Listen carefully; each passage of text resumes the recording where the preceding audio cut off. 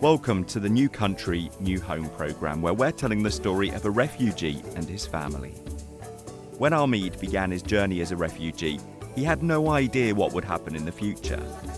Now, he's beginning life in a new home in Europe. Is it possible that this story about Ahmed and his family sounds like it might be part of your refugee story?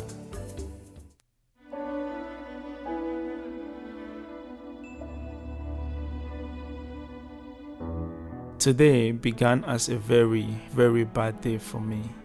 As you know, I've been waiting the last few weeks to hear from Sarah's company whether I will get a job there as a computer programmer. This is a very stressful time. If they say yes, then I would feel like a success. If they say no, then I would feel like a failure. And in fact, they did say no to me this morning. I received a phone call from a woman at Vaughan Tech. She said that they had many qualified applicants, that my application was impressive, but that they chose someone else. I didn't really listen to what she said. I knew it was all just nice words to cover up the fact that I failed. I had failed to get a job, and I had failed to provide for my family. How can I create a future even if I learn the language and the culture here? What will happen to my family if I can never get a job? My first reaction was shame, the sadness, and finally anger. This anger came out when Pastor Alex's wife Sarah came to visit at lunchtime. Sarah comes once per week to have lunch with my wife Aisha and talk.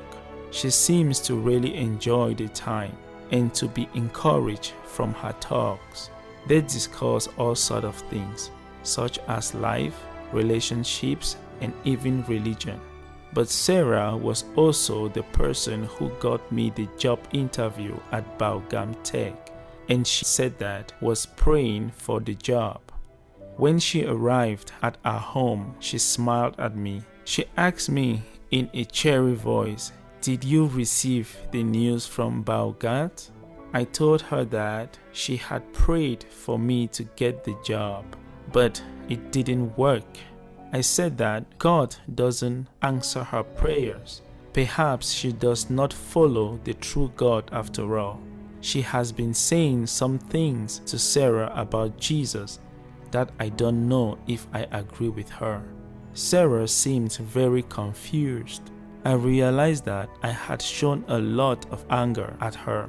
She asked me why I was so angry, and I told her that it was because I did not get the job at Vaughan Tech.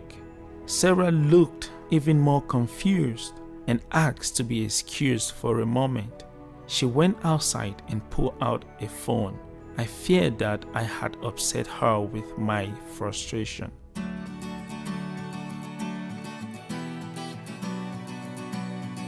After talking for a few minutes on the phone, she came back and I was surprised to see a large smile on her face.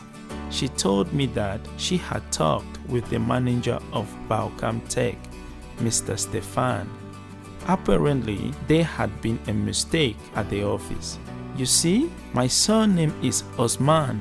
Another person had applied for the same job, and his surname was Otman.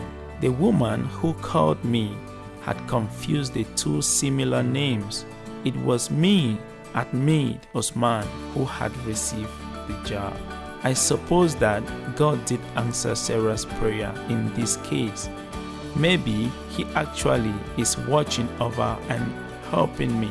Maybe He does care about us refugees. Sometimes life does not go well, but sometimes we just have to be patient for the right outcome. It might not always happen a few hours later as it did with me. It could even happen months or years later. But as I realized today, making a strong effort can really pay off, even in a foreign country. I only hope that Mr. Otman is doing okay.